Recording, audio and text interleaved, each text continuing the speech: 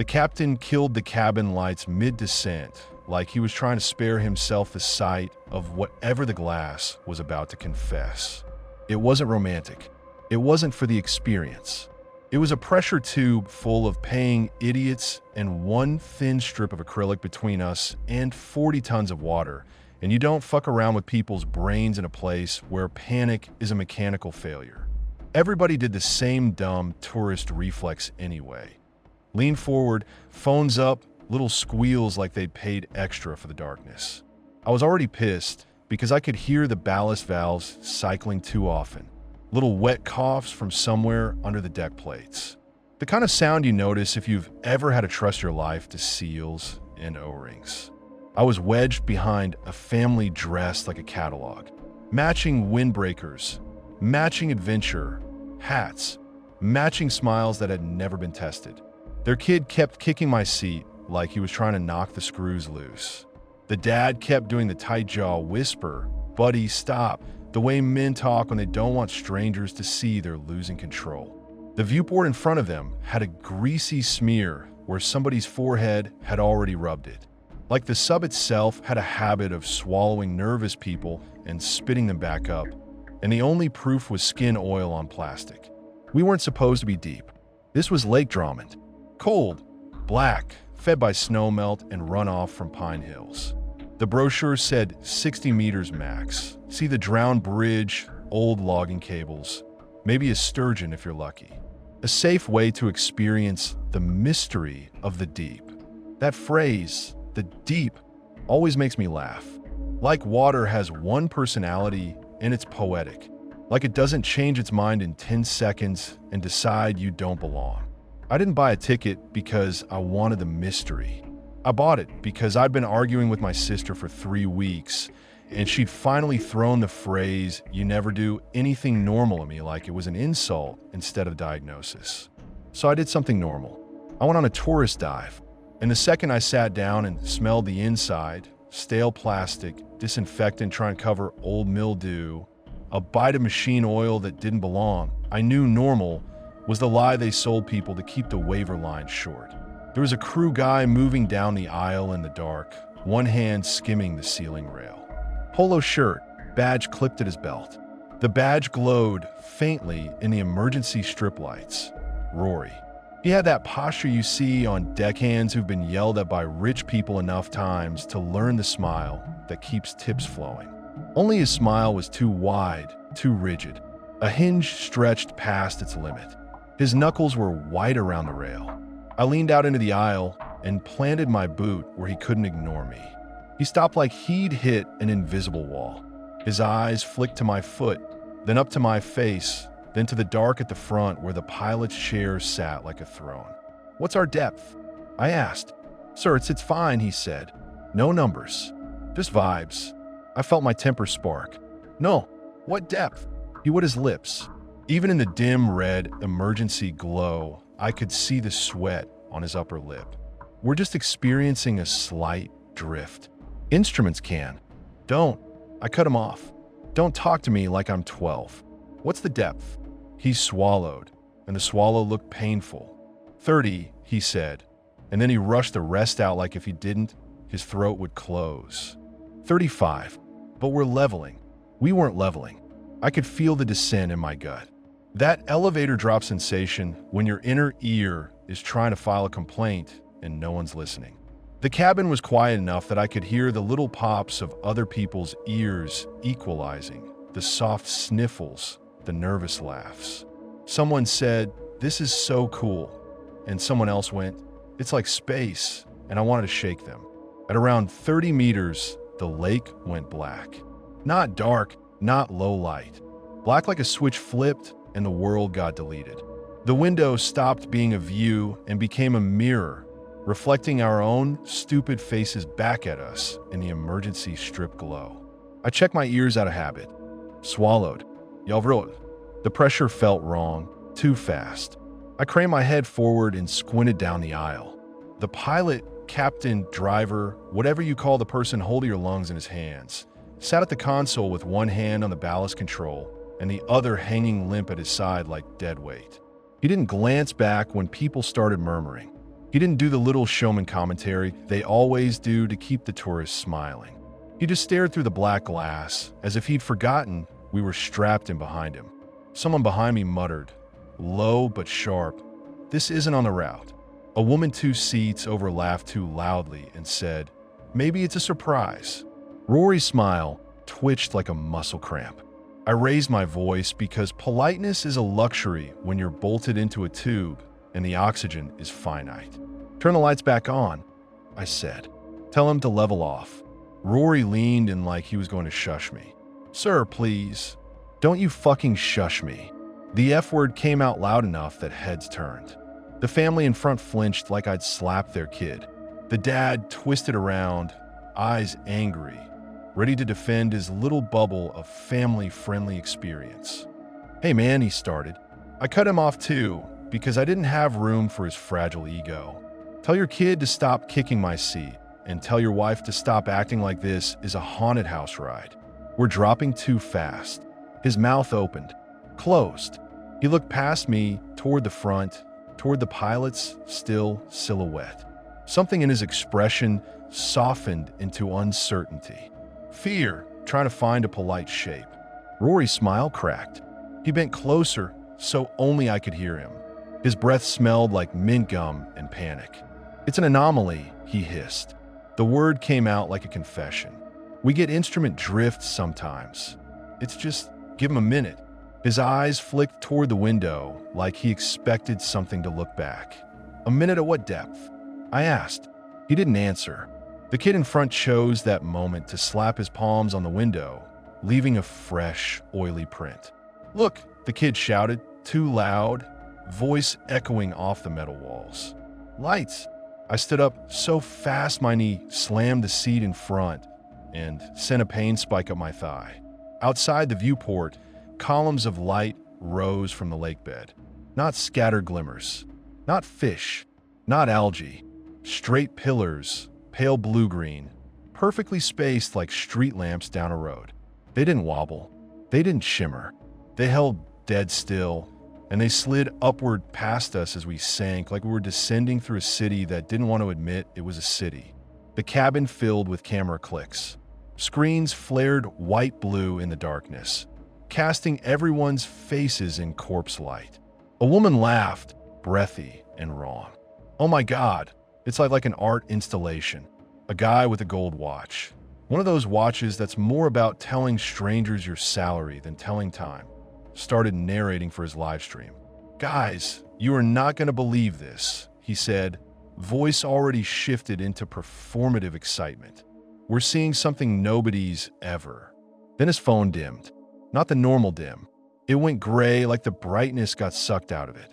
The screen showed a message draft he hadn't typed.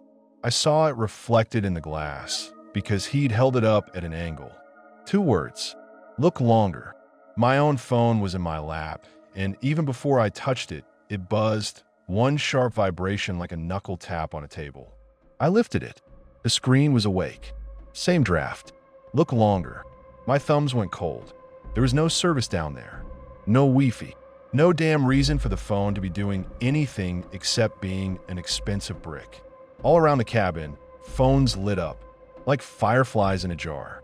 People squinted, laughed uncertainly, then stopped laughing as they realized they were all seeing the same thing.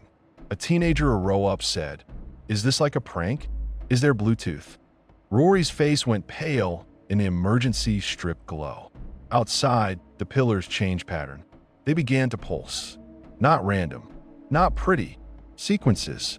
Measured flashes that made my eyes want to chase them, like a rhythm your brain tries to complete. I felt it in the back of my skull, like someone pressing a thumb there. My breathing slowed without me deciding to slow it. The Gold Watch guy's live stream voice died midword. He leaned forward until his forehead touched the viewport. He stopped blinking. A woman in a fleece jacket whispered a prayer. "Our Father who art," and then her voice cut off like someone had yanked the cord out of her throat. Her lips still moved. No sound came. I grabbed the ceiling rail to steady myself and realized my fingers were tapping it in time with the flashes. I wasn't choosing to. My hand just joined in, like my body wanted to answer. "Stop," I said out loud to myself. "Stop that." My fingers kept tapping. Rory shoved past me toward the front. He nearly stumbled because the angle of the descent steepened again, like the sub had been hooked and yanked. In the faint emergency glow, I saw the pilot's face for the first time clearly. Mouth slack, eyes wide, tears lifting off his cheeks in little beads and floating up like silver pearls. He wasn't terrified. He looked grateful, like someone had finally said his real name in a room full of strangers. The descent indicator on the wall, backlit numbers that were supposed to keep everyone calm, kept ticking down. 40, 45, 50. "This isn't possible," someone said. "It has to be a glitch," someone else answered too fast. People started yelling then. Not conversations, not nervous jokes. Raw, ugly shouting that bounced around the metal tube and made it feel smaller. Somebody tried to stand and cracked their head on a pipe. Blood floated out in a thin ribbon. That's when the cabin changed. Blood and water does that to humans. It flips an ancient switch. Everybody's brain goes, "Predator." The kid in front screamed when he saw it, and the scream set off 2 more screams, and then it was just noise.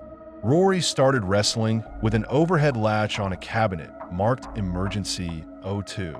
His hand shook so bad he missed the handle twice. "Put your masks on," he shouted, the smile gone, voice cracking. Everyone masks now. Half the cabin ignored him because they were still staring at the lights like they were being shown God. The other half fought like rats in a bucket, grabbing at straps, elbowing each other, bodies clumsy in the partial buoyancy as the sub continued to drop. I shoved a mask onto my face without waiting. I'd worn enough of them to know the feel. Rubber bite against cheeks, straps pulling tight, that first cold plastic taste when you inhale. The gold watch guy didn't move. I grabbed his shoulder and yanked. He came easily, limp, like he'd already handed himself over. He turned his head toward me slowly and smiled. His pupils had narrowed to tiny points. He opened his mouth and made a sound that wasn't a word. A tone, a clean note held too long. Outside, the pillars answered with a matching pulse, brighter for a beat, like they'd heard him and approved. The sub shuddered. Something scraped along the hull. Not a bump, not debris.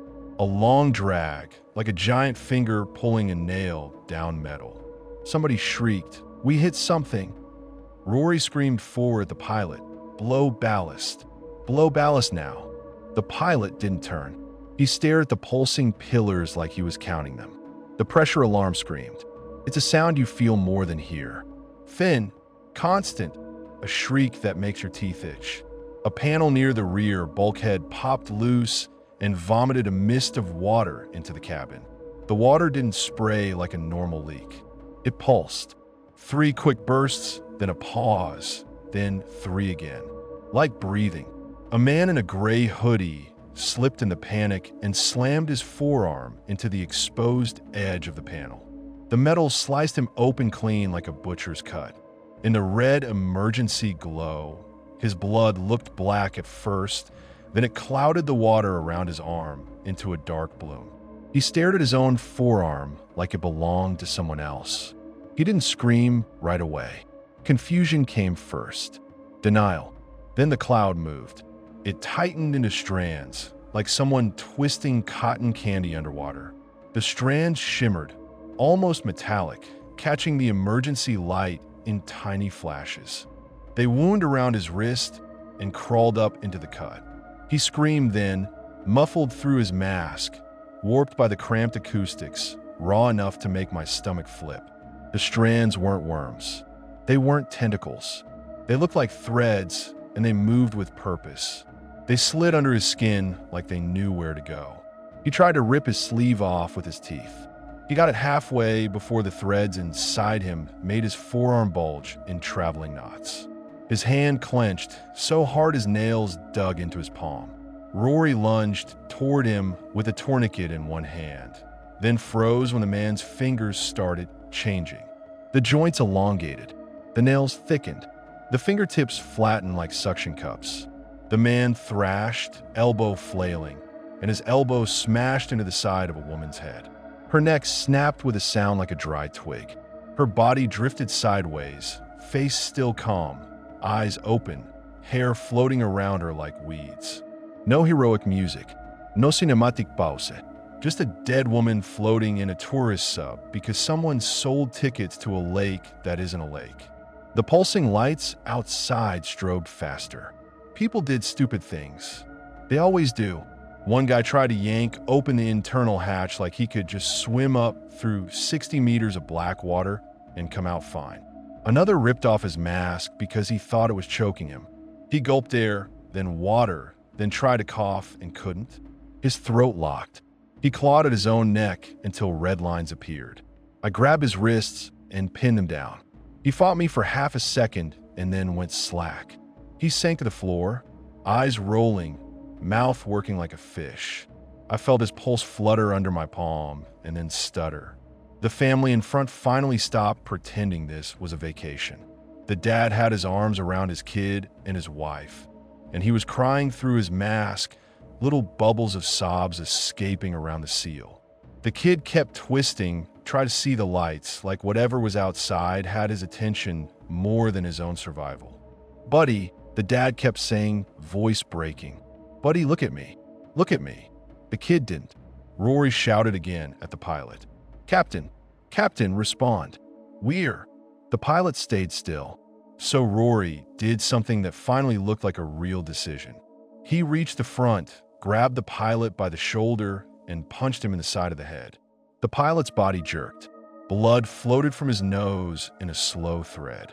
His eyes blinked like someone waking. For a second, just a heartbeat, I thought it worked. Then the pilot smiled. Not relief, not human, a tight little curl like he was tasting a joke. He reached up and slammed his palm onto the ballast control. The sub dropped harder. I felt my stomach slam into my spine.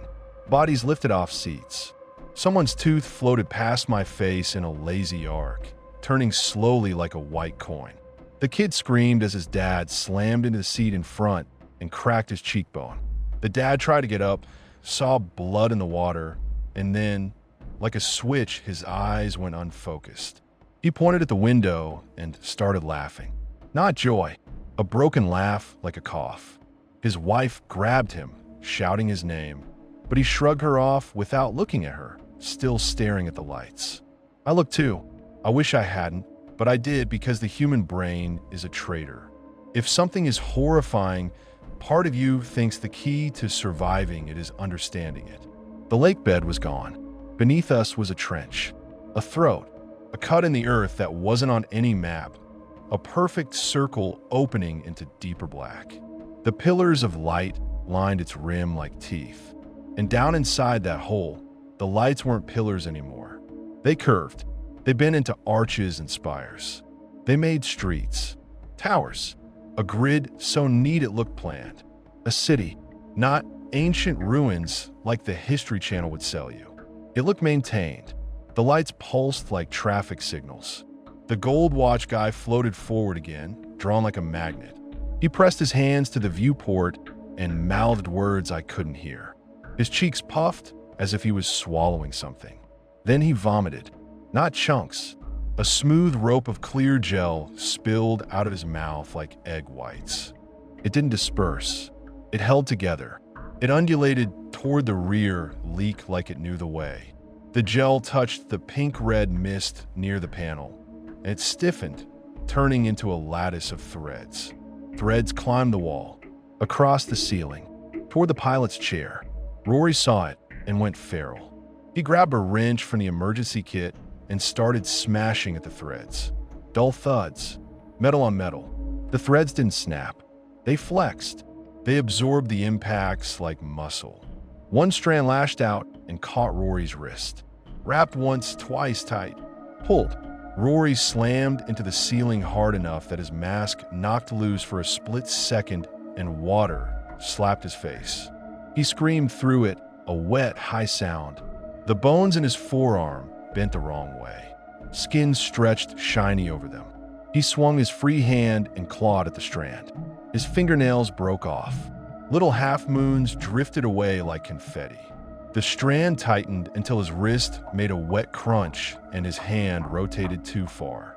He started sobbing then, not words, just animal sound. The pilot didn't look back. He sat there smiling at the city like a man watching fireworks. The trench walls slid past the viewport, and for a second my brain caught on details. Rows of openings, perfectly circular, like windows carved into stone. Something moved behind them in the black. Tall shapes, thin, patient, like they'd been waiting for us specifically. The sub finally hit bottom. Not a crash, a soft settle like docking. The cabin rocked once, then went still. The pulsing outside slowed. The city's grid dimmed.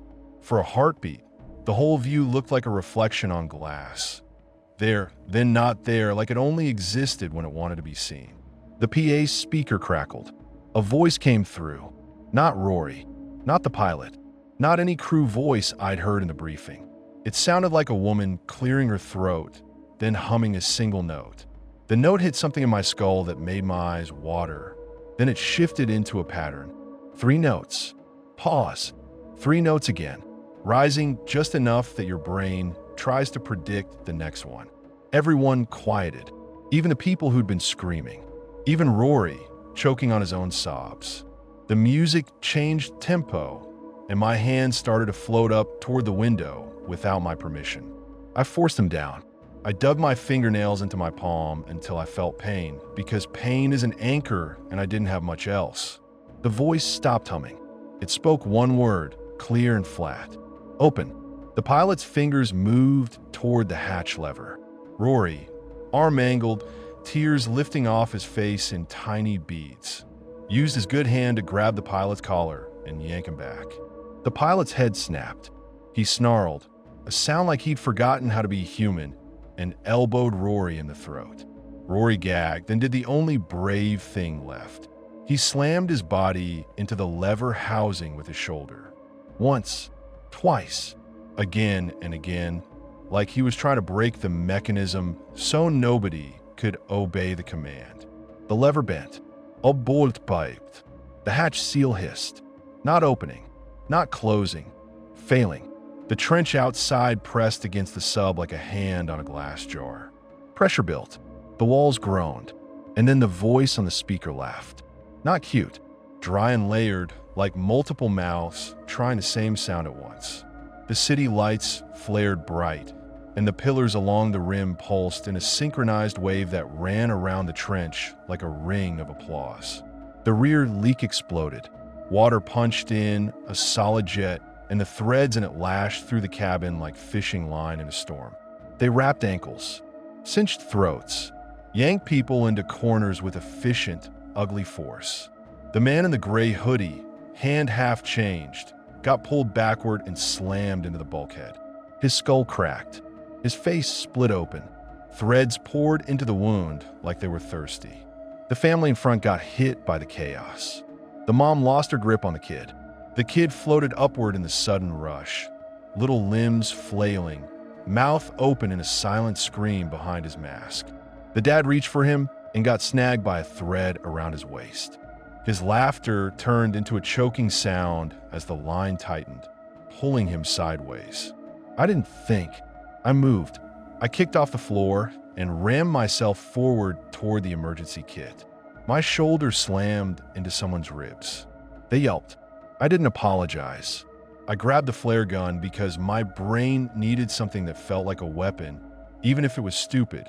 I fired it into the mass of threads near the leak. The flare burned bright red-orange, lighting the cabin like a crime scene. The threads didn't burn like rope. They boiled. They oozed. They released a stink like hot pennies and rotten seaweed. And for 1 second, one awful, perfect second, the city outside the viewport became sharply visible. Streets, plazas, towers, a causeway leading toward us like a welcome mat. Figures stood in rows along it, all facing us as if watching a show. One of them raised an arm.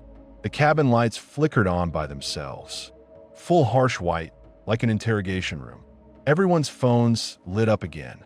Screens filled with the same message, bold, centered on every device. Welcome home. The flare sputtered and died. Darkness returned like a punch. Rory's sobbing turned into choking. His mask filled with water.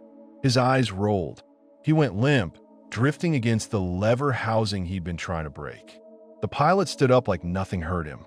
He stepped over bodies, over the woman with the snapped neck, over the guy who'd clawed his own throat raw, and floated toward the hatch lever with calm, almost ceremonial movement. His smile didn't waver. I shoved off and slammed into him with my shoulder. I drove him into the console hard enough to crack plastic. His head hit a metal edge and blood fanned out like ink. He didn't go unconscious. He turned his face toward me, eyes bright, and mouthed that humming pattern. 3 notes, pause, 3 notes like he was praying. My hand started tapping again against his chest. Not my choice, not my rhythm. I ripped them away and punched him in the throat. His neck made a thick crunch. He still smiled. So I did the ugly thing. I grabbed him by the hair and jammed his face down toward the rear leak, toward the jet of water and threads. I held him there. The threads touched him and reacted like they recognized him. They wrapped his jaw, his cheeks, his eyelids. They slid into his nostrils and mouth. He didn't fight. He let them in like a kiss. His smile finally broke. Not into fear, but into something softer. Relief. Right before the threads tightened and his head jerked hard and went wrong. The voice on the speaker stopped laughing. Silence fell so fast it felt like the whole lake held its breath. The city lights outside dimmed to a faint grid. The descent indicator froze. The sub didn't rise. It didn't drop. It just sat there on the trench lip like a coin balanced on edge. In the sudden quiet, I heard something else. A low rumble passing through the hull. Not scraping, not tapping. A pressure wave. A slow, rolling thud that made my chest tighten. Like something massive shifting beneath the city. I didn't stick around to interpret it. I crawled over bodies, over floating phones, over threads that still twitched like live wire. My mask was fogging. My lungs felt tight.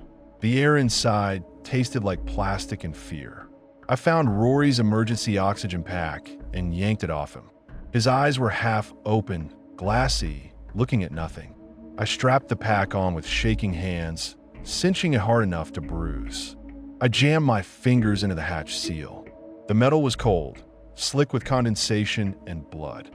I forced it, twisting until something in my shoulder tore and sent lightning down my arm. The hatch popped enough to hiss. Cold water pushed in. I pushed back out. The moment my head cleared into the lake, the pillars of light outside went out all at once, like someone snuffed candles. Darkness swallowed everything. My lamp beam hit nothing but black water and my own bubbles. No city, no trench, just void.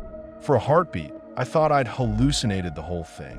Hypoxia, narcosis, trauma playing tricks. Then my lamp caught the rim beneath the sub. The sub wasn't on the lake bed. It sat on a flat shelf of stone that dropped away into deeper black, and the rock surface had grooves cut into it, straight lines crossing at right angles. Streets. The city wasn't gone. It was just dimmed, hidden under a skin of darkness, like an eyelid half closed. I kicked away from the hatch and looked for the ascent line. There wasn't one. No buoy line. No guide lane. No surface glow. Just my own bubbles racing up into nothing and that yawning black below the shelf. My chest squeezed, not just from panic. From the rumble again, closer now, like something under the shelf was rolling over in its sleep. My mask display flickered. The depth readout glitched, numbers scrambling. Then stabilized on a word. Not meters, not feet. Home. Up didn't feel like up. It felt like trying to climb through a throat that wanted to swallow you back down. I kicked anyway. Slow at first, because every instinct screamed, "Don't burn your air," then harder when my mask display kept flashing that stupid word like it was a joke meant for me alone. Home. The letters jittered with each thin stroke, like they were being typed by a shaky hand. I tried to tap the buttons to cycle the screen. Nothing. I slapped the side of the display with the flat of my palm like an old TV. Home. My bubbles tore off my mask and shot upward in a silver rope. Usually that's a comfort. Bubbles mean direction. Bubbles mean surface. These bubbles looked like they were fleeing. The black below me stayed black, but it wasn't empty. My lamp beam caught movement at the edge of its cone. Pale streaks sliding just outside the light like fish that had learned what light means. I didn't look down. I told myself I didn't. But your neck muscles have their own opinions when your brain is panicking, and my chin dipped enough that I saw it. Not a face, not a monster with teeth. A shape rising in formation with my ascent, slow and effortless, like it didn't need to hurry because time belonged to it. 3 tall silhouettes, thin as poles, drifting up from the street-grooved shelf. Their limbs were too long in the joints. Their bodies didn't move the way anything moves in water. No kick, no ondulación, no propulsión. They just adjusted like puppets being pulled along invisible lines. My lamp flickered. The beam went weak for a second, and in that dip of brightness, I saw the thing I hated most. Reflections, not on glass, on the water itself. My own face, mask, eyes wide, duplicated and layered, like the lake had put me in a hall of mirrors. And behind my reflection, like it was standing over my shoulder, a row of those thin shapes, their heads tilted in the same angle as mine. I jerked my head, and the reflections snapped back to normal water. I started counting breaths like a prayer, because counting gives you the illusion of control. In, out, in, out. My ears screamed. Pressure changes too fast. I swallowed hard, jaw rolling, trying to equalize. My right ear lagged, pain blooming like a hot coin. I forced another swallow and felt something in my sinuses crackle. A bubble of blood slipped from my nose into my mask, tiny and warm. The hum started again, not through a speaker this time. In my bones. 3 notes. Pause. 3 notes. The pattern didn't sound like sound underwater. It felt like when someone bass tests a car stereo and your chest cavity turns into a drum. My fingers started tapping against my thigh. Stop. I clenched my hands in a fist so hard my knuckles ached. The tapping moved into my teeth. I felt my jaw wanting to chatter to the rhythm. I bit down until my molars hurt. Something brushed my fin, just a soft tap, like a curious fish nosing rubber. I kicked so hard I nearly cramped. The sudden motion made my lungs burn. I wanted to scream, but screaming in a mask is just wasted air and a wet panic sound. I broke into colder water, the kind that knifes through suit seams and makes your nipples feel like they're trying to retreat into your chest. That was a good sign. Thermocline meant I was higher. The lake light changed from pure black to a slightly lighter black. That deep underwater dusk you only get when there's a surface somewhere above you, even if you can't see it yet. Then I saw it. Faint, pale, like a rumor. Surface sheen. I pushed harder, and the last 10 meters felt like sprinting with a bag over my head. When I finally punched through, the air hit my face like a slap. My first breath was wrong. Too greedy. Too fast. I sucked in cold air and coughed it right back out in a wet bark. Water sprayed from my mouth into the lake. The world above was disgustingly normal. Daylight. A gray sky with thin cloud. The kind of sky you forget the moment you stop looking at it. The lake was calm as glass, barely rippling around me. Pine hills on the shoreline, dark green and steady, like they'd never seen anything stranger than a canoe. No scream of alarms, no frantic boats, just quiet. Then a motor. Not distant, close. I turned my head and saw the bow of a rigid inflatable already cutting toward me, throwing a white V of wake. Too fast, too ready. It shouldn't have been there yet. Even if someone had a radio on the surface subtenders, even if they'd seen bubbles, even if they'd reacted perfectly, time doesn't work like that. The boat had 3 men on it in dark uniforms with orange vests. Not the tour company's polos. Not civilian. Their movements were clean, practiced like they'd done this exact grab 100 times. One of them shouted my name. My name. Not sir. Not hey. My name, like it was printed on their clipboard. A cold spike ran through me that had nothing to do with the lake. "Keep your hands where we can see them," the man at the bow barked. I stared at him, breathing hard, my mask still half on, straps hanging. "My what?" I croaked. The man didn't blink. "Hands up." I did it because I was exhausted and because the tone didn't leave room for debate. My arms lifted out of the water, dripping. The boat slid alongside. One of them leaned down and grabbed my harness like he was pulling a crate out of a truck. "Easy," I snapped because my shoulder was still screaming from forcing the hatch. He didn't ease. He hauled. 2 sets of hands yanked me up and over the rubber tube.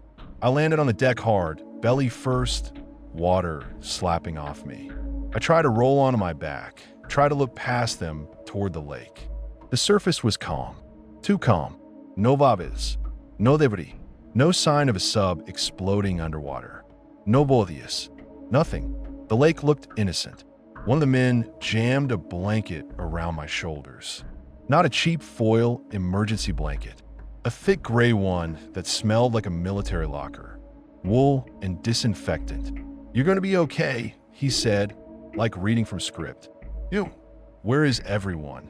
I panted. "The sub, there were people." He cut me off. "You were found alone in the water. You understand?" I blinked at him. "No, I don't understand a fucking thing right now." His jaw tightened. He leaned closer.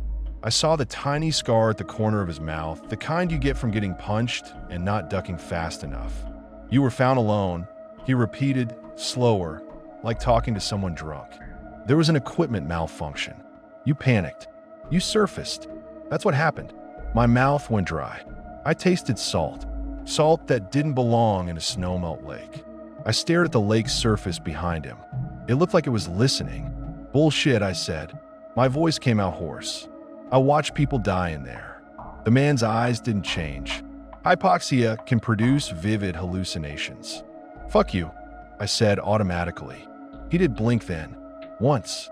And in that blink, I saw something I didn't want to name. Not anger. Annoyance. Like I was making his day harder. He nodded to the man behind him. "Sedate him lightly. He's in shock." My chest tightened. "No, no, don't." A needle kissed my arm through my wetsuit sleeve seam. I hadn't even seen it come out. Cold burns spread under my skin. "Hey," I lunged, sloppy. "What the?" "Breathe," someone said. "Just breathe." The hum slid in under my thoughts like a hook. 3 notes. Pause. 3 notes. My eyelids got heavy. The sky tilted. I fought it because I didn't trust them and I didn't trust the lake. "Where's Rory?" I forced out. Rory crew his arm. No one answered. The boat engine growled, and the shoreline started moving closer, and the last thing I saw before my brain dipped under was the lake's surface doing something tiny and wrong. A ripple in a perfect circle, like an eye blinking. I came back in flashes. A fluorescent ceiling, harsh and white. The smell of antiseptic and damp neoprene. A pressure in my ears like I was still descending. Voices. "He's awake. Vitals stable. Keep him hydrated." My mouth felt like cotton. My tongue tasted metal and brine. I opened my eyes and immediately regretted it. The light stabbed. My head throbbed. I was on a gurney. Strapped. Not full restraints, but enough that I couldn't sit up fast. There was an IV in my arm. A woman in scrubs leaned over me. Her badge said something hospital-ish, but her posture didn't. She stood like she'd been trained to take a punch and keep talking. "Hi," she said, too bright. "Can you tell me your name?" "Iskin de la Hair." "You already know it." Her smile tightened. "Can you tell me anyway?" I licked my lips. "Why am I strapped down?" "For your safety," she said. That's what people say before they do something unsafe. She ignored that. "You were found in the lake. You're hypothermic. You may have decompression injury. We're going to monitor you." I tried to pull my arm. The strap held. "Where am I?" She hesitated half a beat. Clinic where?" Another half beat. I laughed, a dry cough. "You don't even want to say the town." Her eyes slid to someone behind her. I followed her gaze and saw a man in a dark jacket leaning against the wall with his arms folded. "Novak, no scrubs." just a presence. He had a neat haircut and a face that could disappear in a crowd. Only his eyes didn't disappear. They stayed on me like a hand. He stepped forward. "You're disoriented," he said calmly. "I'm Agent." "Don't," I snapped. "Don't do the TV thing. Where is everyone?" He didn't flinch at my tone. There were no other survivors. My heart did a weird stutter. No, there were other passengers. Kids. A family. A woman. Her neck. "Trauma confabulation," he said, smooth as oil. I tried to sit up and the straps bit my chest. "Let me up." The agent leaned in just enough that I could smell his aftershave under the antiseptic. "You're going to answer some questions. Then you're going to rest. Then you're going to go home." I stared at him. "Home," I said, and I didn't mean my apartment. The word tasted wrong now. His eyes flickered. Just a flicker. "You remember your ascent?" he asked. I laughed again, this one uglier. "You mean the part where I watched things in the black follow me? The part where my mask said home? Or the part where your boat showed up in under a minute and called me by name?" The woman in scrubs stiffened. The agent's jaw tightened. "Your mask display malfunctioned," he said. "Sure. You're dehydrated. Hypoxic. You experienced nitrogen narcosis." I wasn't at depth long enough for narcosis to do that. I shot back, and my voice surprised me with how sure it was. And the sub went deeper than the brochure. Way deeper. His gaze sharpened. "What depth did you see?" 50 plus before the city. He didn't react to the word city, which told me more than any denial ever could. "I need my phone," I said. The woman answered too fast. "Your personal effects are being secured." "By who?" The agent smiled without warmth. "By people who can keep you safe." "From what?" I said. "From me talking?" His smile held. "From your own memory." That made my skin prickle. I pulled against the straps again, harder, and pain shot through my shoulder. I hissed. The woman put a hand on my arm like we were friends. "Please don't do that. You could injure yourself." I snapped my head toward her. "Did you even go in the water today? Or did they just put you on standby like you knew this was coming?" Her hand jerked back like I'd burned her. The agent's voice stayed even. "You're going to feel compelled to make sense of what happened. That's normal. But you will not help yourself by creating stories." "Stories," I echoed, my mouth filled with that taste again, salt metal. Under the fluorescent light, I saw my own fingers start to move. Not much, just a little twitch. A tap against the gurney rail. 3 taps. Pause. 3 taps. I stopped it by jamming my fist into the strap until my knuckles hurt. The agent's eyes dropped to my hand. His expression didn't change, but his attention did, like he'd just heard a familiar sound. He turned slightly and spoke to someone in the hallway low. "Increase the observation. And bring me the bag."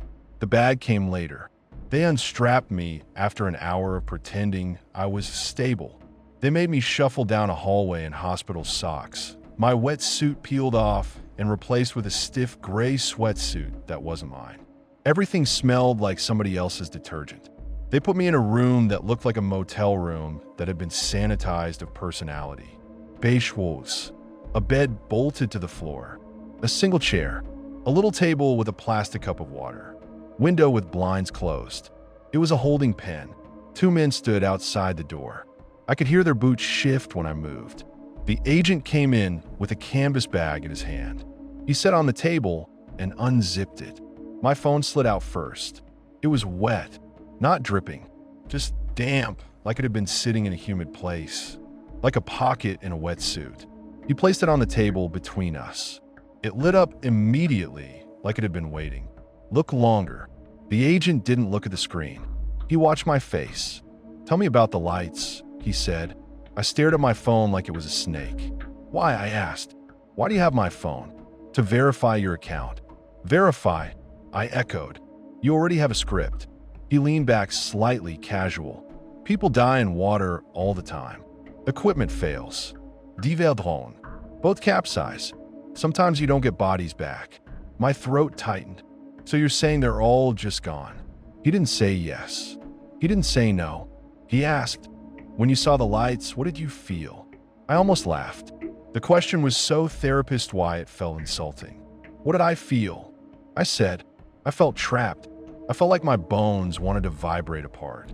I felt like my hands weren't mine. He nodded like taking notes in his head. And the voice. My stomach turned. There was a voice. Through the speaker, he prompted. I know where it came from, I said, and I hated myself for sounding shaky. Not Rory. Not the pilot. And it said, "Open," I whispered. He watched me carefully, like a person watching a dog that might bite. "Do you have a history of auditory hallucinations?" he asked. I snapped. "Do you have a history of lying to people who almost drown?" His eyes hardened for the first time. "Watch your tone." "There it is," I said, bitter. "The real you." The agent took a breath. Smooth his expression. "Do you know why Lake Drummond was chosen for the tourist subprogram?" I blinked. "Because it's deep enough to sell tickets." He shook his head. "Because it's isolated, controlled, freshwater, low traffic, a contained environment for a pilot." My skin crawled. "A pilot," I repeated, like a test. He didn't correct me. He slid a folder across the table. No labels, no stumps, just white paper inside. On the top sheet was a sonar image. I knew sonar. I'd worked as a dive safety contractor on offshore jobs years ago. I'd sat in control rooms and watched the screen bloom with shapes, pipelines, wrecks, rock formations. Sonar turns water into a kind of X-ray. This image wasn't like the others. It showed a grid, neat lines, right angles, a perfect circle, and along the rim, little bright dots spaced evenly like teeth. My fingers twitched again. 3 taps. Pause. 3 taps. The agent watched my hand. "We found it 18 years ago," he said. "Not the city. The anomaly." "Anomaly," I said, and I heard Rory's whisper in it. "A void in the geology," the agent continued. "A cavity that shouldn't exist. A structure that didn't match any known formation." I stared at the sonar. My mouth tasted pennies. "What does this have to do with me?" I asked. He leaned forward. It responded to attention. My skin prickled. "What the fuck does that mean?" "It's not alive in the way you think of alive," he said carefully, like choosing words that wouldn't break my brain. "But it reacts. It changes. It learns. And it uses signal." Signal. My eyes flicked to my phone. "Look longer." "It's like sonar," he said. "Call and response. Pattern. Echo." The hum crept up my spine like a cold hand. 3 notes. Pause. 3 notes. "You brought a tourist sub down there on purpose," I said, my voice low. He didn't deny it. The rage that hit me surprised me with its heat. I stood up so fast the chair scraped. "You killed those people," I said. He stayed seated. "Watch your volume." "Fuck you," I said. "Fuck you in your contained environment." There were kids.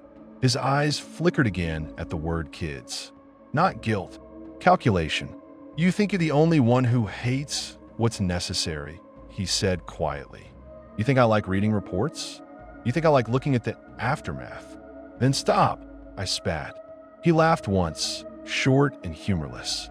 "It doesn't work like that." I stared at him. My chest heaved. "What do you want from me?" He looked at me like he'd been waiting for that. "You resisted," he said. My stomach dropped. "Resisted what?" "The pattern," he said. "The call. Most people don't. Most people join." I remembered the gold watch guy, pupils like pinpricks, making that clean note like it was natural. I swallowed hard. "So why didn't I?" The agent's gaze didn't soften, but it shifted.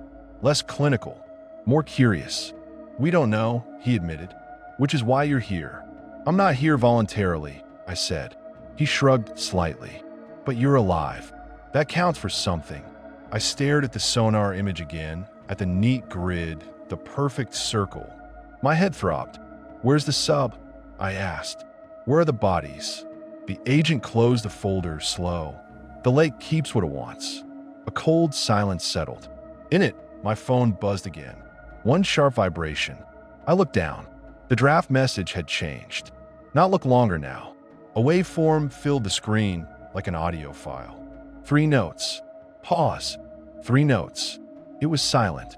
It didn't need sound to be loud. The agent watched my reaction, then reached out and turned the phone face down. "Do you hear it?" he asked. Yes, I whispered. He nodded once, satisfied, and stood. You'll be released tonight. My head snapped up. What? He went to the door. You'll be given instructions. You'll sign paperwork. You'll go back to your life. You think I'm just going to shut up? I said. He paused with his hand on the knob. You're going to do what keeps you breathing. He opened the door, then looked back at me with that same bland face. And you're going to stay away from deep water. Then he left, and the door clicked, and the men outside shifted their weight like furniture. I sat on the bed with my hands clenched between my knees, staring at the blank wall, trying not to listen to the hum that wasn't in the room but was everywhere anyway. Hours passed like that, or minutes. Time gets weird when your brain is still half underwater. They brought in a different man later. Older, civilian clothes, a smile that tried harder. He carried a clipboard and a pen like a peace offering. He said, stepping in. I'm Dr. Melody. I'm here to help you process.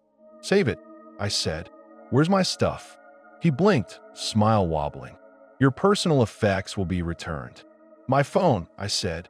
My wallet. My clothes. He sat in the chair like we were in a therapy session. The phone is a point of fixation.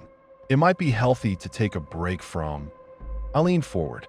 You take a break from breathing and tell me how healthy it feels. His smile died. He sighed, dropping the act. Okay. Listen, you're going to be discharged. You're going to be given a motel room for the night. You're going to be advised to rest and not operate machinery. And you're going to sign something that says you understand this was an accident. I stared at him. If I don't, he looked down at the clipboard.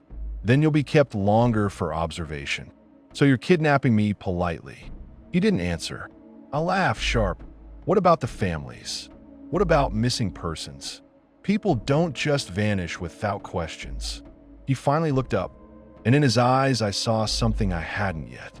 Fear, not of me, of the lake. The narrative will be managed, he said quietly. It always is. My skin crawled. Always. He swallowed. Accidents happen. People go missing. Water doesn't get back. It's easy. I wanted to leap over the table and shake him. Instead, I made myself breathe. What do you want me to do? I asked, voice flat. He pushed the clipboard toward me. Sign. Go to the motel. Sleep. And if you experience sensory echoes, you'll call this number. He slid a card across too. The number was printed in plain black. No logo. No department. Just digits. What are sensory echoes? I asked. He hesitated. Sounds. Vibrations. Patterns. Compulsions. I stared at the card until the numbers blurred. Then I signed because the alternative was being locked in the beige room until my brain broke. They drove me to the motel just after sunset. The escort was quiet. 2 men in a dark SUV. No conversation. No radio. Just the low hum of tires on wet pavement. The lake was miles behind us, but I felt like it was in the back seat with me. We passed a turnout where you could see a sliver of water through trees. The surface caught the last orange light and looked like a blade. My fingers tapped my thigh. 3 taps. Pause. 3 taps.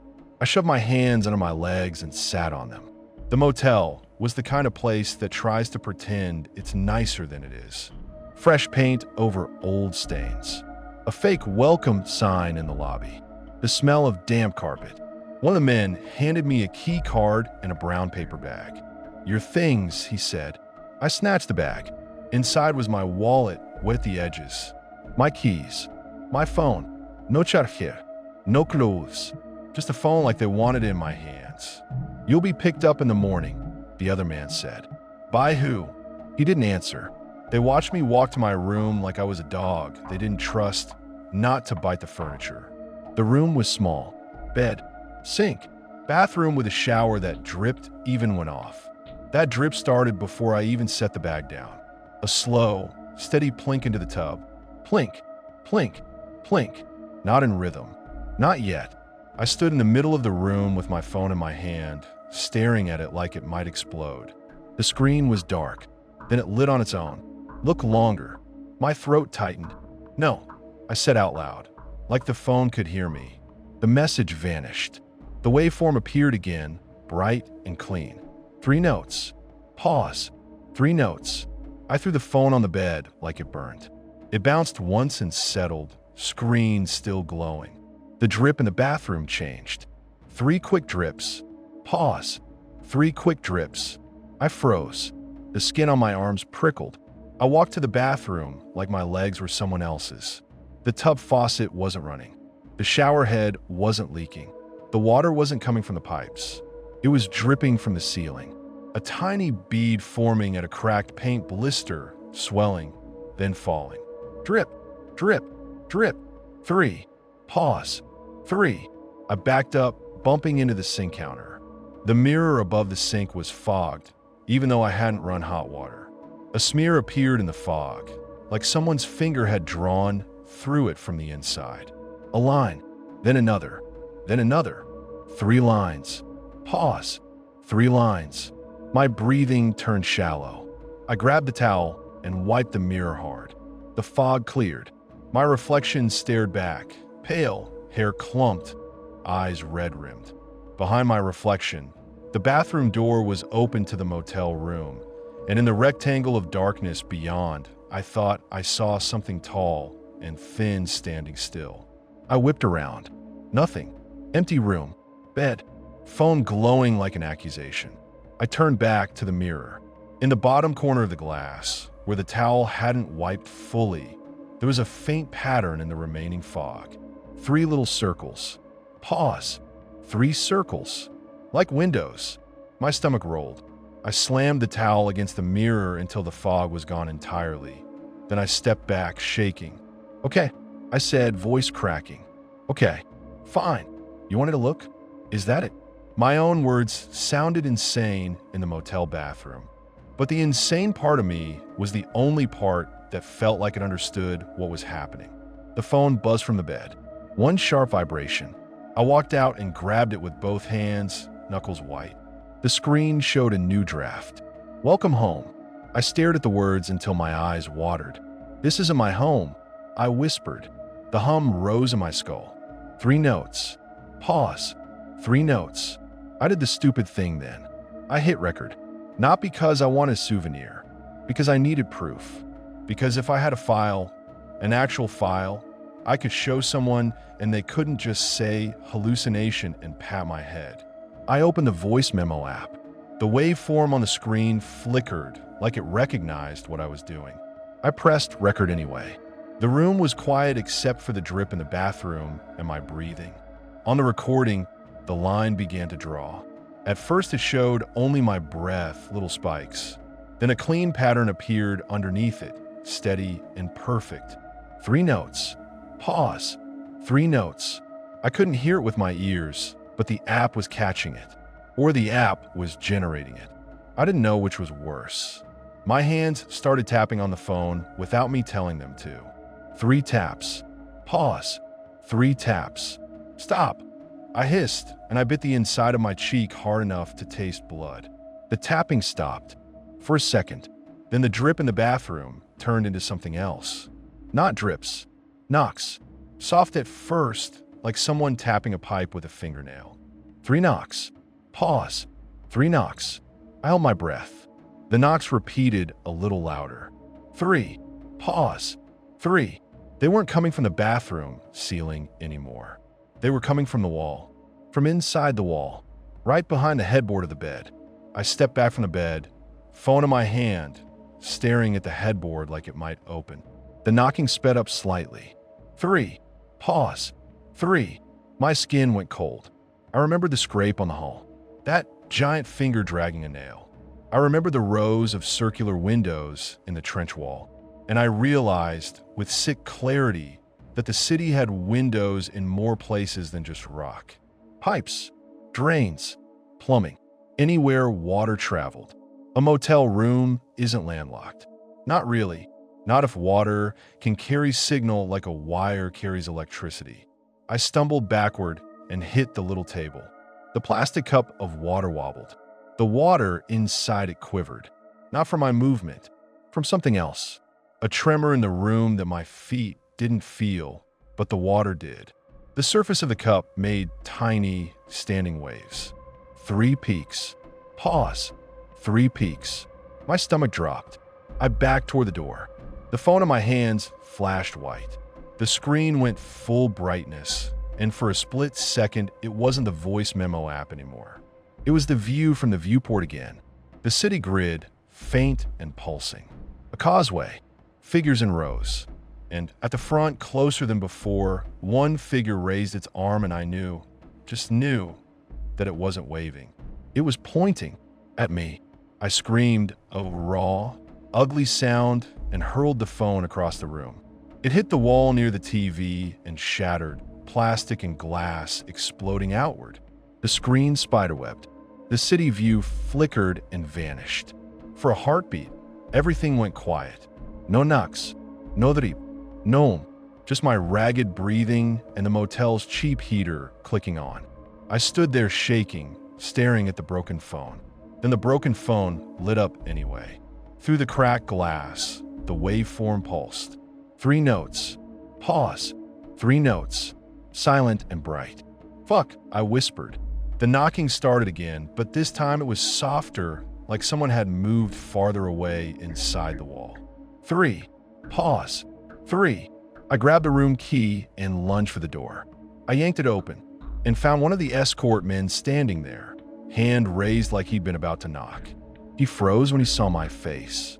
His eyes dropped to the broken phone behind me. His expression tightened. "What happened?" he said. I laughed, high and shaky. "You tell me." He stepped inside without asking. His boots made the carpet squish. He looked at the bathroom. He looked at the headboard. He looked at the cup of water, like he was checking points on a list. "You're not supposed to antagonize it," he said quietly. I stared at him. Antagonize it. He met my gaze, and for the first time I saw he was scared too, in a deep, tired way. "People like you," he said. "You think if you hit it hard enough, it'll stop being real." I swallowed. "What is it?" His jaw flexed. "It's a call. That's not an answer. It's the only answer you get." He snapped, then caught himself breathing out. His voice lowered again. "It uses attention. It uses pattern. It uses you. You're telling me I'm a fucking antenna." He didn't deny it. I heard the knocks shift again, moving along the wall like something traveling through pipes. 3. Pause. 3. The man glanced at the wall, then back at me. "You got out," he said. "That's rare. Lucky me." He ignored the sarcasm. "We can't let you spiral. That makes you loud." "Loud," I repeated. "To who?" "To it." He looked away. "To everything." My throat tightened. "So what now?" He walked to the broken phone and picked it up carefully like it was contaminated. The screen still glowed through cracks. He turned it face down in his palm. The light still bled through the edges. "You sleep," he said. "You don't go near sinks. You don't shower. You don't drink tap water. You keep the lights on. And if you hear the pattern, you don't answer it."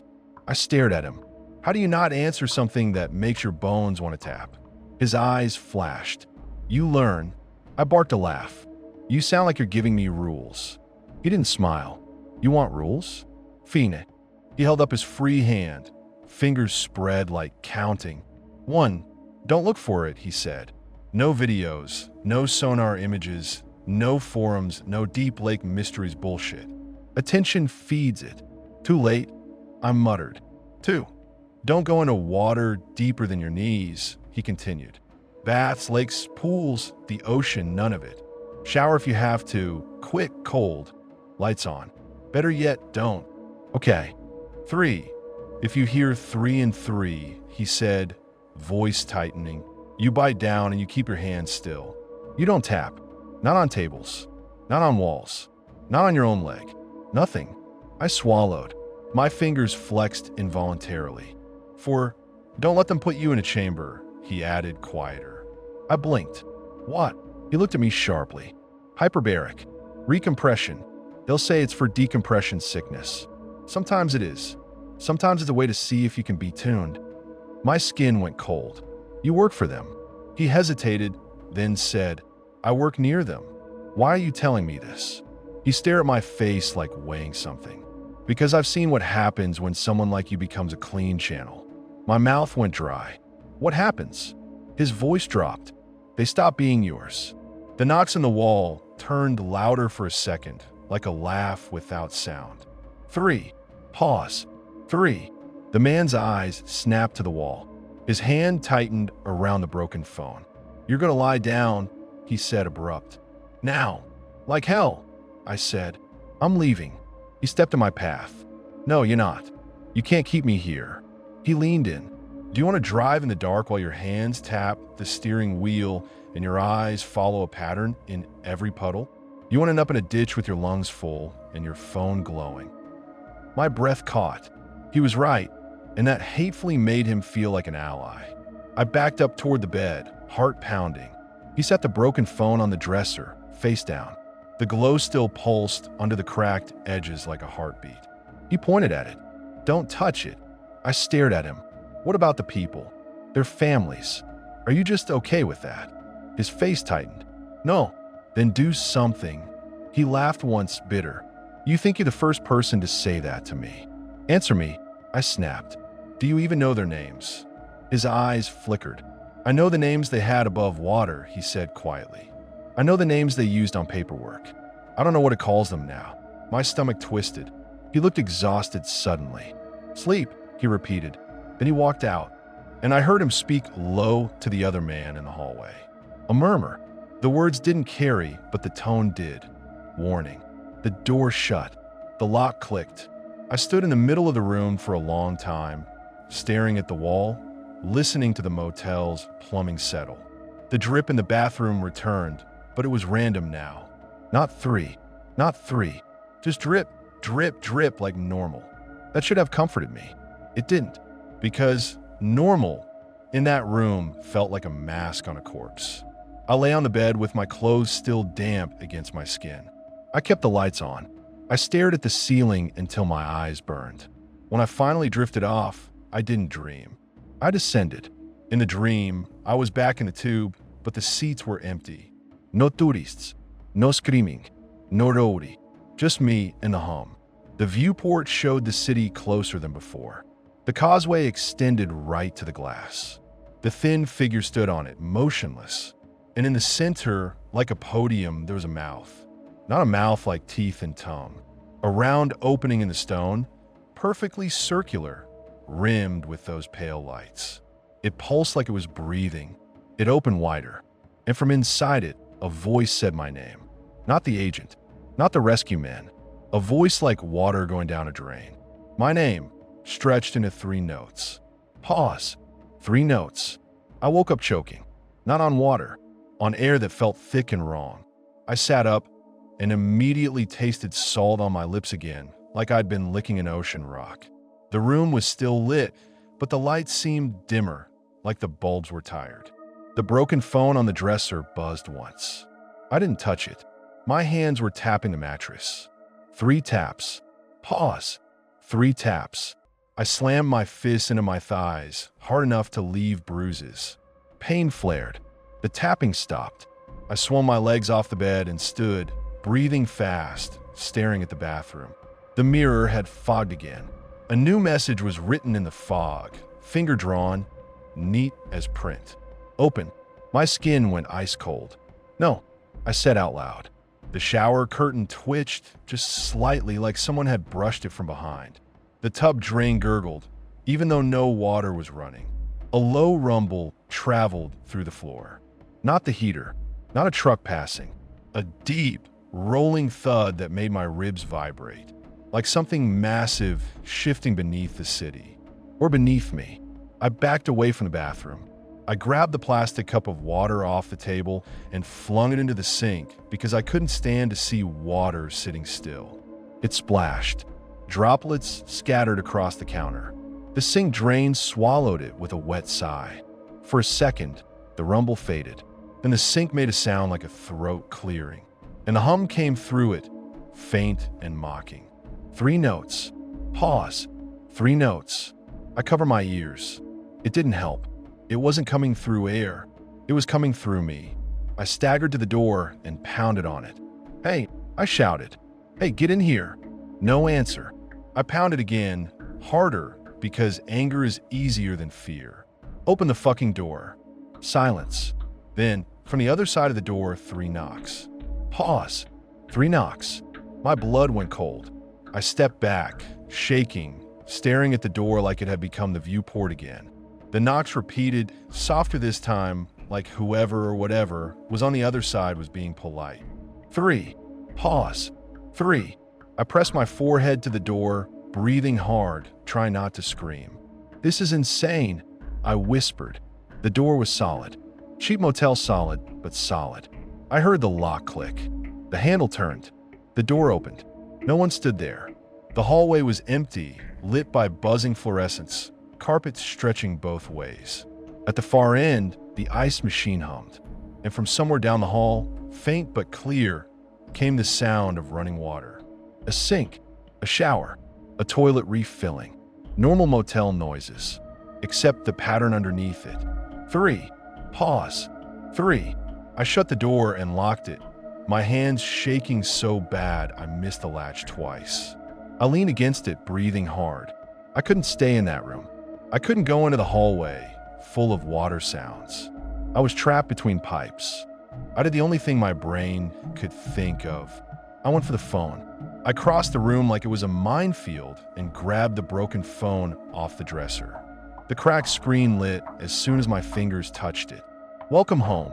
The letters swam behind the shattered glass. I held it up to my face, furious, desperate. "What do you want?" I hissed. The screen changed. Not to text, to the camera. My own face filled it, warped by cracks. Behind me, in the reflection on the screen, the bathroom door was open. I hadn't opened it. In the dark rectangle of the bathroom, something tall stood still, just inside the threshold. It didn't move. It didn't need to. My body reacted anyway. Every hair lifting, every muscle tightening. I whipped around. The bathroom was empty. The mirror was fogged. Open still written. The shower curtain hung still. I turned back to the phone screen.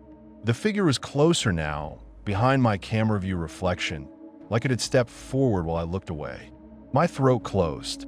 I threw the phone down on the bed and grabbed the nearest heavy thing I could find, the cheap motel lamp. I lifted it over my head and smashed it down onto the phone. Glass burst. Plastic cracked. The lamp base shattered. I smashed again. Again. I didn't stop until my shoulders screamed and my breath came in ragged gasps. The phone was in pieces. The battery exposed. The screen a glittering mess. For a second, there was silence. No knocks. Just my own breathing and the motel's distant heater. I stood over the wreckage, shaking, sweat cold on my back. Then, from the pile of shattered phone parts, a tiny light blinked. Not the screen, the little camera indicator. Blink, blink, blink. 3. Pause. 3. I made a sound that was half laugh, half sob. The rumble rolled through the floor again, stronger. The bed frame vibrated. The water in the toilet tank in the bathroom sloshed. I heard it, even from the room. And in the middle of that rumble, in the quiet space between my heartbeats, I heard something else. A scrape, not on the floor, in the walls, like a nail being dragged along a pipe. Long, slow, deliberate. I backed away from the bed until my shoulders hit the wall. My mouth tasted salt so strong it made me gag. The air felt damp, like the room was filling with humidity from nowhere. The mirror in the bathroom fogged completely, then cleared in a perfect circle in the center, like someone had wiped it with a palm. In that circle, I didn't see my reflection. I saw the trench, the perfect round mouth, the city grid dim waiting, and a line of figures on the causeway, facing me. One of them lifted an arm, not pointing now, beckoning. My hand started tapping the wall behind me without my permission. 3 taps. Pause. 3 taps. I bit my own tongue hard enough to taste blood. The pain didn't stop the tapping. The tapping got faster. 3. Pause. 3. 3. Pause. 3. My body wanted to answer like it was the only way to breathe. No. I whispered, shaking. No, I'm not opening anything. I'm not going back. The rumble grew until it was a vibration in my teeth. The plumbing in the motel groaned like a ship hull under pressure. Somewhere beneath the floor, Water surged through pipes with a hungry sound. And then, in the bathroom, the tub drain made a wet pop. Something rose in it. Not water, not a hand. A thread, shimmering, metallic, slid up from the drain like it was being pulled by an invisible spool.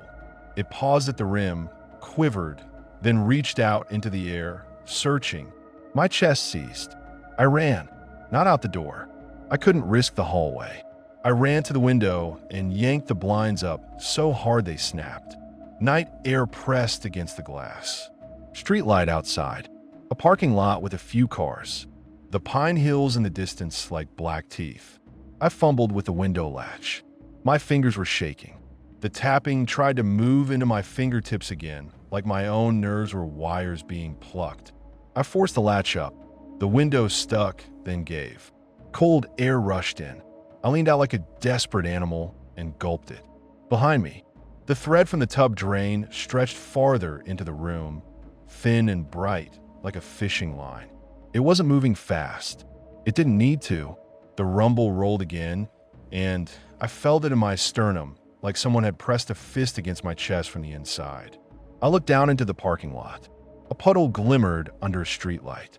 Just a puddle from melted snow or a leaky car. Its surface rippled in a perfect circle, like an eye blinking. I understood then, in that horrible clean way you understand things you can't fix. It wasn't just the lake. It was water. Any water connected by pipes, by ground, by seep and runoff. Any water that could carry vibration. Any water that could reflect.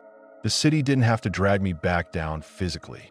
It could bring itself up through everything that had ever touched it. And it had touched me. My ears rang with a hum. 3 notes. Pause. 3 notes. My jaw wanted to answer. My hands wanted to tap. My lungs wanted to inhale water like it was air. I clung to the window frame so hard my fingers went numb. I couldn't go home. I couldn't go near the ocean. I couldn't go near a sink. I couldn't even trust my own saliva. Behind me, the thread made a tiny, delicate knocking sound as it touched the bed frame. 3 taps. Pause. 3 taps. Like it was polite. Like it was patient. Like it knew time belonged to it. I don't remember climbing out the window, but I must have because the next clear memory I have is being barefoot in the gravel by the motel, my sweatsuit soaked at the cuffs, breathing like I'd run miles. I stood under a streetlight and looked back at my room. The curtains moved slightly, though the window was closed again. A face pressed to the glass. Not a human face, just a pale oval with 2 dark discs where eyes should be, staring out into the night like it was watching for me to come back inside. Then the face slid away. The room light flickered. Off, on, off, on. 3. Pause. 3. My hands started tapping against my own thighs again, hard enough to bruise. I forced them still by jamming them into my pockets and clenching. That's how I spent the rest of the night. Outside, in the cold, away from sinks and drains and mirrors. When the SUV came in the morning, the men didn't look surprised to find me shivering under the overhang by the vending machine. They didn't ask why. One of them held out a bottle of water. Sealed. Plastic. I stared at it like it was a trap. Drink, he said. He sighed, irritated. It's safe. I laughed, ugly. You ever notice how you people always say safe like it's a spell? He stared at me for a long beat, then lowered the bottle. Get in. I got in, because what else was I going to do? They drove me to a different building this time. Not a clinic, more like an office. Clean hallways. No windows. The air too dry. They sat me in another beige room. Of course they did. The agent came in with a fresh folder. He looked rested, which made me hate him more. You had an episode, he said, like I was a child having a tantrum. You sent me into a room full of pipes. I snapped. Don't act surprised when water acts like water. His eyes narrowed. Did you contact anyone? No. Did you post anything? No. Did you? I smashed my phone. I cut him off. It didn't matter. For the first time, his calm cracked. You destroyed government property. I stared at him. It was my phone. He leaned forward, voice sharpening. It wasn't yours anymore. That made my stomach flip. He pulled a small device from his pocket and set it on the table. It looked like a recorder, a black box with a little screen. "We retrieved the audio file you recorded," he said. My throat tightened. "From my shattered phone." He didn't answer that. He pressed a button. The device played a sound. Not through a speaker exactly. Through the room itself. The air vibrated with it. 3 notes. Pause. 3 notes. My whole body reacted like someone had snapped a leash. My fingers twitched. My jaw clenched. My eyes watered. The agent watched me like a scientist watching a rat run a maze. "Stop," I hissed, gripping the chair. The pattern played again. 3. Pause. 3. I felt my hands start to lift like they wanted to tap the table. I slammed my palms under my thighs and bit down on my tongue until I tasted blood. The pattern stopped. Silence slammed into the room. I panted, shaking. The agent sat back, satisfied. "You see," he said softly, "it's not just in the lake. It's in you now." I stared at him with pure hate. "So what? I'm infected." He shrugged. "Call it what you want." "What do you want from me?" I asked again, voice breaking. He leaned in. "We want you quiet," he said. "We want you distant from water. We want you alive. And if I'm not quiet," his gaze hardened, "then you become useful in a different way." My skin went cold. "You're threatening me." He didn't deny it. "I'm telling you how reality works." I laughed, bitter. "You're pretending you're in control."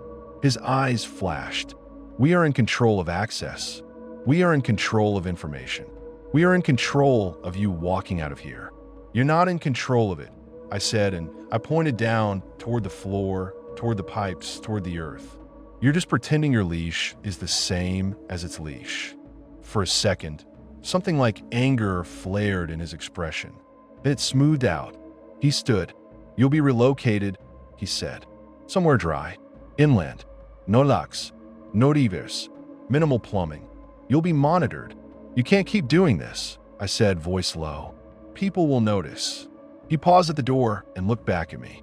"They notice all the time," he said. "They just never notice together." Then he left me alone with my own breathing and the ghost of that pattern vibrating in my teeth. They did relocate me.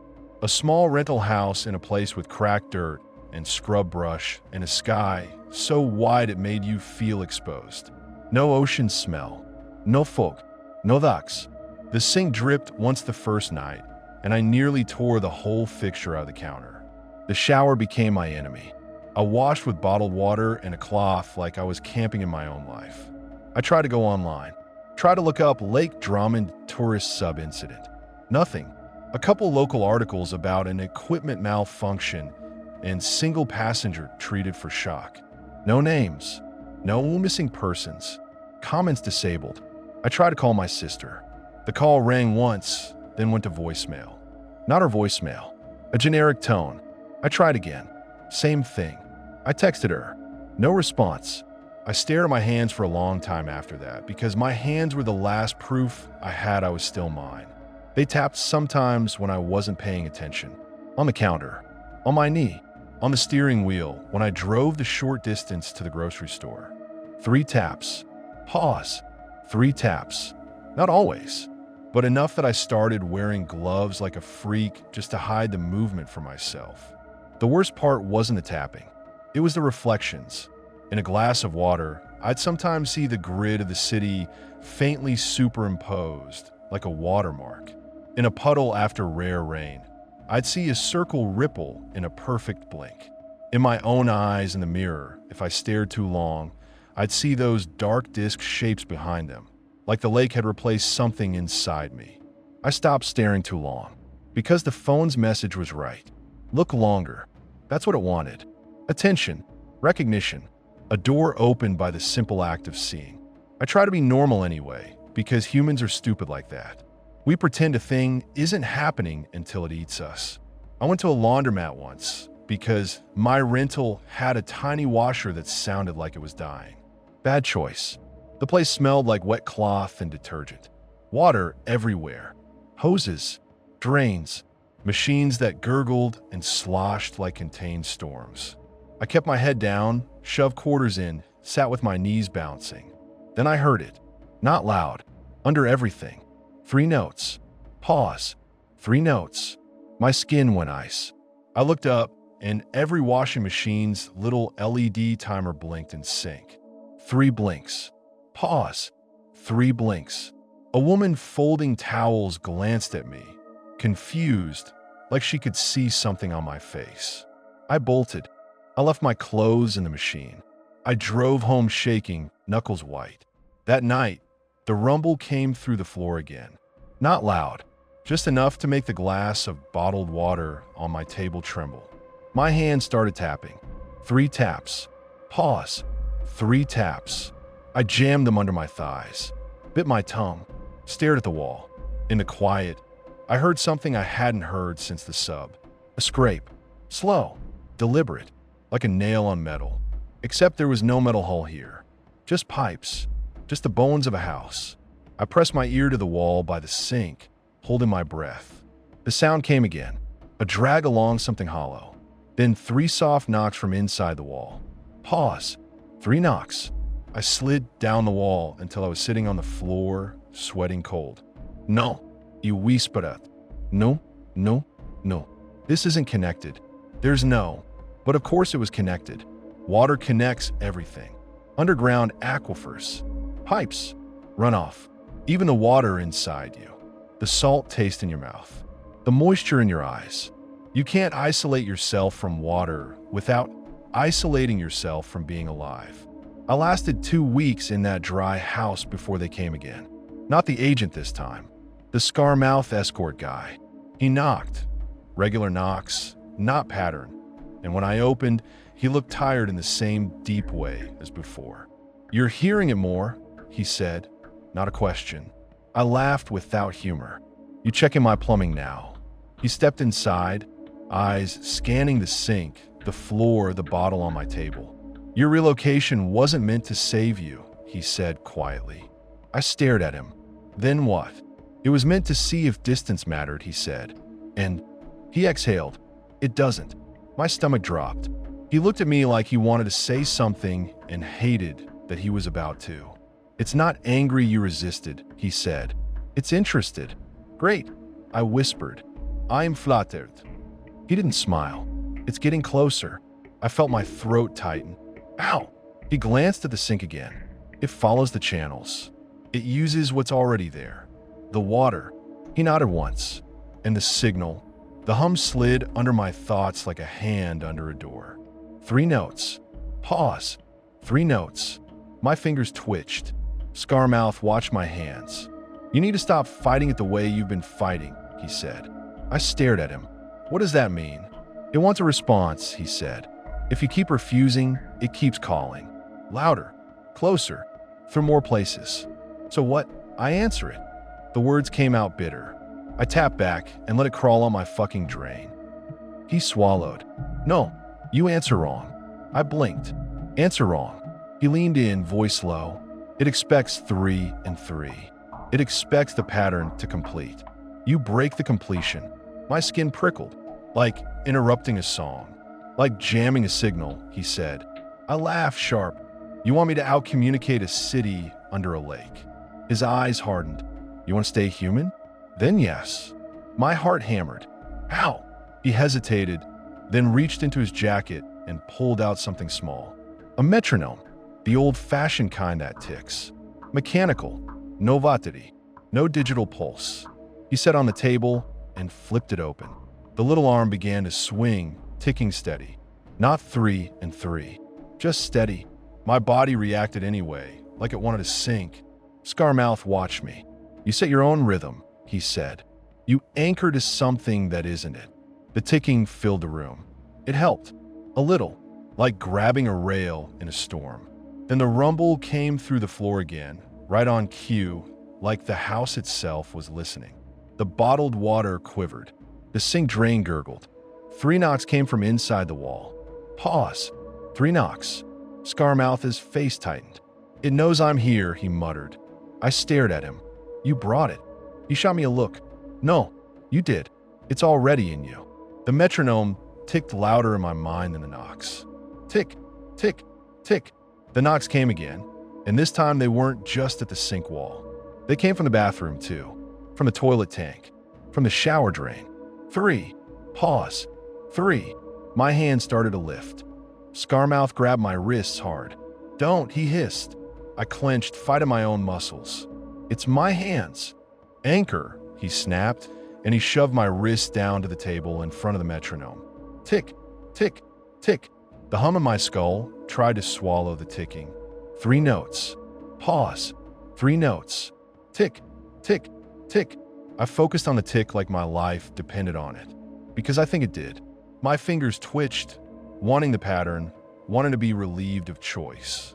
I forced them to tap with the metronome instead. Not 3. Not pause. Not 3. Just steady, human, imperfect taps. The knocks faltered. The rumble under the floor stuttered, like something had tripped. For the first time in weeks, the salt taste in my mouth eased. Scarmouth's grip loosened slightly. "Good," he breathed. "Good. Keep it messy. Don't let it lock you in." The sink drain made a wet sigh. The bathroom grew quiet. The house settled. For a moment, I could almost pretend we'd won something. Then the metronome's tick slowed. Not because it was winding down, because the arm was being pulled. I saw it. The little metal arm, swinging, began to drag, like something invisible was pressing against it from the air. Tick, tick, tick. The metronome wasn't running out. It was being resisted. Scarmouth stared at it, eyes wide. "Oh," he whispered. The metronome arm stopped. Silence slammed into the room. And in that silence, from everywhere at once, sink, shower, walls, my own teeth, the hum came through clear and perfect. 3 notes. Pause. 3 notes. My hands lifted. This time, Scarmouth didn't grab them. He stepped back, face pale, because he understood something I didn't yet. The call wasn't just a call anymore. It wasn't asking. It was instructing. My fingers tapped the table. 3 taps. Pause. 3 taps. A cold wave rolled through my body like I'd been dunked. Scarmouth mouthed, "No," but no sound came out. The mirror in the hallway, one I hadn't even noticed before because I'd avoided reflections, fogged in an instant. In the center, a perfect circle cleared. In that circle, the city grid pulsed, brighter now, closer, like it was just under the surface of glass. The causeway extended straight toward me, and the figures weren't in rows anymore. They were moving, slowly, in unison, like a procession, toward the edge, toward the window, toward my world. My mouth filled with salt so strong it burned. A pressure built in my ears like descent. My knees buckled. Scarmouth grabbed my shoulders, shaking me. "Fight," he barked. "Bite. Hurt yourself. Do something." I bit my tongue. Pain flared. Blood filled my mouth. The tapping didn't stop. My hands weren't mine. In the mirror, one of the thin figures reached the edge of the causeway and lifted an arm. It pressed its palm against something I couldn't see. Then the glass of the mirror bulged outward slightly, like it had become a membrane. Scarmouth stepped between me and the mirror, breathing hard, eyes wild. "Listen to me," he said, voice shaking. "If it gets a doorway through you, it doesn't stop at you." I tried to speak. All I could do was hum. 3 notes. Pause. 3 notes. It came out of my throat like a prayer. Scarmouth's face twisted in disgust and fear. He made a decision. He lunged at the mirror and smashed his fist into it. Glass shattered outward. Shards fell like ice. The fogged surface broke. The city image flickered. For a second, I saw something behind it. Not a reflection, not a room. Black water, and deep in that black water, a grid of lights like a heartbeat. Then the mirror collapsed into broken pieces and the image vanished. The pressure in my ears eased. The salt taste faded. My hands dropped limp onto the table like dead fish. I sat there shaking, blood on my chin, breathing hard. Scarmouth stood over the broken mirror, panting, his knuckles bleeding. He stared at the shards on the floor like they were teeth. "It's learning," he whispered. I swallowed blood and said, "Horse, so what now?" He looked at me with eyes that had seen too much water. "Now," he said, "you run out of places to hide." I didn't argue. I didn't have the energy. He left without another word, like he'd just delivered a death sentence and didn't want to watch it land. After he went, I cleaned up the mirror shards with shaking hands. I wrapped them in a towel and stuffed them in a trash bag. I avoided looking at any piece long enough to catch my reflection. I moved through the house like it was haunted, like every faucet had teeth. I didn't sleep. I sat at the table with the broken metronome in front of me, staring at it like it had betrayed me. Around 3 a.m., the rumble came again. Not huge, just enough, like something turning in its sleep under the earth. And with it came the smell. Not lake smell, not fresh water. Brine, old, deep brine like the bottom of a fishing boat. In a desert house, I walked to the sink slow because some part of me still thought if I faced it directly, it would back down. The drain was dry. The metal ring around it was wet. Not from water, from condensation. Tiny beads gathering, shimmering in the kitchen light. 3 beads. Pause. 3 beads. I stepped back, throat tight. In the bead reflections, I saw a faint grid. Street lines. I realized then that it didn't need a big doorway. It didn't need a mirror. It didn't need a viewport. It needed me to look longer. I backed away until I hit the wall. My hands started tapping my thighs again, softer this time, like a habit. 3 taps. Pause. 3 taps. I forced them still, but the urge didn't go away. It sat under my skin like an itch. My mouth tasted salt. My ears felt pressurized. And in the quiet, I heard a scrape like a nail on a pipe, circling closer. I'm telling you all this now because I don't have anywhere else to put it. You can call it a story. You can call it trauma. You can call it bullshit. But I know what I saw in that lake, and I know what followed me out. Water doesn't forget. Water doesn't let go. It connects everything and then pretends it's innocent. They moved me again after the mirror incident. Of course they did. New house, new dry location, new instructions, more eyes. It didn't matter, because the city isn't chasing my dress. It's chasing my attention, and I'm losing the fight to keep my eyes from looking at every dark puddle, every glass, every sink basin, every reflection. Sometimes I catch myself staring into the toilet bowl for too long, like I'm waiting for the grid to appear. Sometimes I wake up with the hum on my tongue, 3 and 3, and my jaw aches from tapping it in my sleep. Sometimes, when I close my eyes, I see streetlights under black water lined up like teeth around a perfect circle.